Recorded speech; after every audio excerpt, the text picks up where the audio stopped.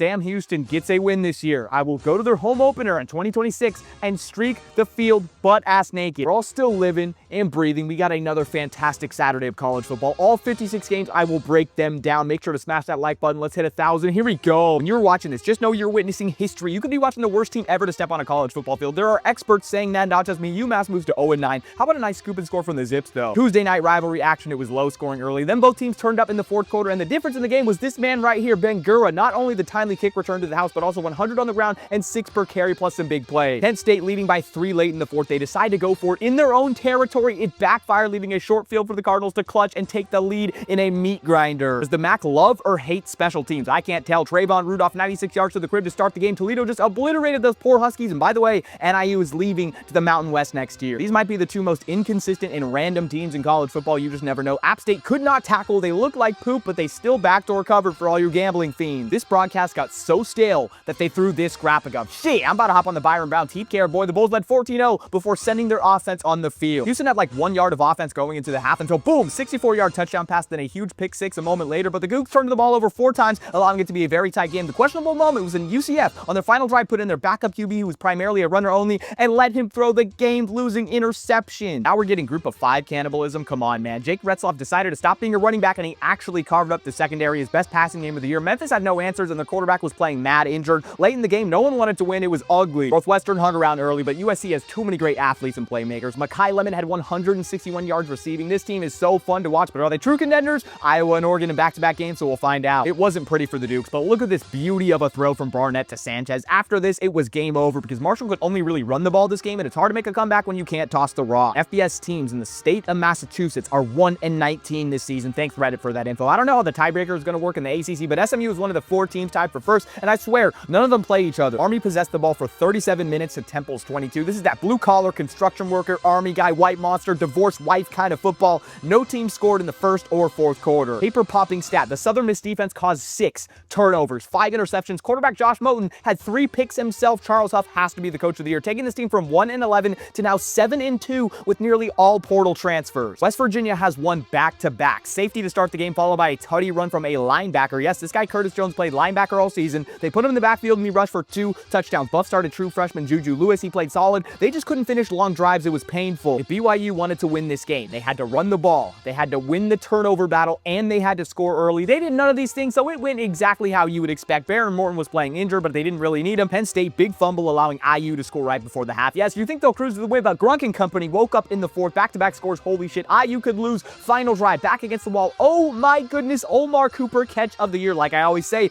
natty teams need to win close games like this. It builds character. State led 7-3 after the first quarter. We're all thinking, oh shit, Georgia, here we go again. The Dawgs, 300+ yards on the ground. Nick Frazier, 181 yards, 15 yards a carry. Is this explained enough? What year was it where Purdue blew out Ohio State when they were top 2? Maybe 2015 or 2016. I was hoping for that, but another smooth Saturday for the Bucs. Jeremiah Smith went off, saying us like a 99 completion percentage on the year. What's new? The last thing I'd like to be doing is talking about 2, 3, and 7 MAC teams. Bowling Green has fallen apart this year. Lots of injuries, chaos, all that. Close game, but Eastern was in control the entire second half and held off a late rally. Missouri State's offense was dead until late in the third quarter. They trailed 10-0. There was no way they'd get enough possessions to pull off a full comeback, and not so fast. Liberty gives away a fumble and interception, giving the Bears multiple opportunities, and they took advantage and went on a huge 70-yard game-winning drive. You deserve no attention if you play the Citadel in November. No explanation. I have a weird gut feeling that Ole Miss loses the Egg Bowl, but still makes the playoff. You have to give credit to the Rice defense. They shut out UAB in the second half, and they caused them to turn it over on downs 3 separate times. Just some big boy shit, man. Maryland used to be 4-0. Now they're 4-5. Their coach is supposedly on the hot seat. Their quarterback, Malik Washington, is extremely athletic. He should hit the portal, but Rutgers running back Antoine Raymond toted the rock 41 times for 240 yards. Oh, brother. Every other video, FIU is putting up a 50-burger. This offense is electric. It was explosive tutty after explosive tutty. The Cocks are going bowling. Ever since UTEP benched Malachi Nelson and cut the excessive turnovers, they've been much better, but the Achilles heel in this game, they could not stop the run and lost despite Jack State shooting themselves in the foot with penalties. What a game. The Hens led through the third until Tech scored 3 straight times. Delaware then went on an 8-play, 75-yard drive to cut it to 2, missed the 2-point conversion with 30 seconds left, got the onside kick to immediately hit the big dick 51-yarder, get them to a bowl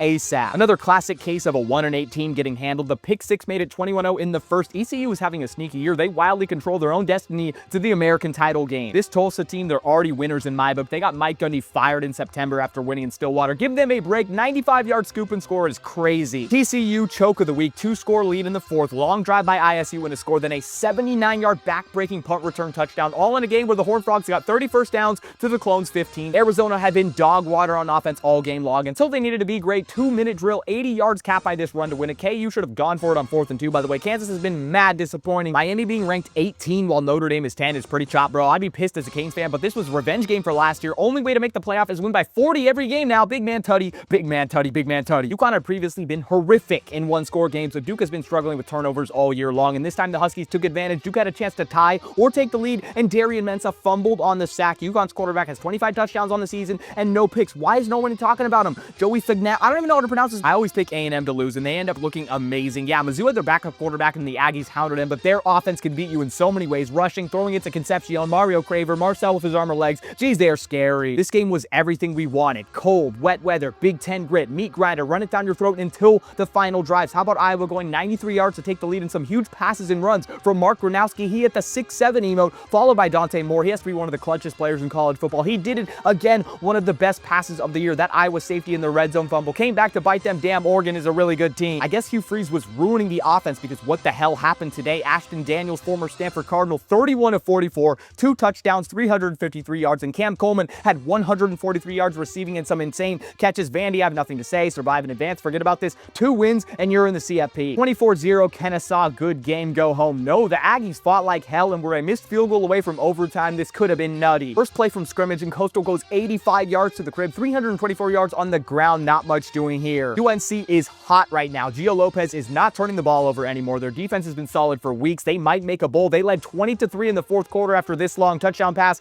and then they decided to play prevent defense and let Stanford claw back. It doesn't matter though. This might be the worst Saturday ever as a Husky fan. Oregon gets a monumental win, and you lose in upset fashion right after you finally get ranked. Wisconsin announced they were keeping Luke Fickell this week, not going to fire him, and the team responded. Now, the weather was brutal. It definitely affected UW more than it did Wisconsin. The 4th quarter was a punch show, but first conference win for the Badgers. Texas State has lost in heartbreaking fashion this season in 100 ways. This was 101. They were down 3 scores in the 4th, got an interception and a 3-and-out, 3 straight touchdowns, but then their defense chokes, multiple penalties, and the Cajuns ran out the clock. You can't turn it over 3 times and expect to beat a service academy. They'll chew out the whole clock. Air Force had it their way. This officially killed the ACC. All Cal had to do was not turn it over. That's exactly what happened. Louisville meet Jaron Kiawe Sagapula Tele. I don't know why the Cards didn't have more success running the ball, considering Cal is one of the worst run defenses in the FBS. All right, there was this crazy stat earlier in the season. It went something like this. If Tommy Castellanos throws for more than 250 yards, his team loses every time, meaning throwing is a last-ditch effort. Clemson D contained him running, 30 yards rushing, and the Tigers played clean. Simple as that. The toilet bowl. Let's go. Now, I don't hate UVA, but I've been saying they've been a paper tiger all season long. Finally, we can kill this dream of them going to the CFP. They had about 500 3-and-outs.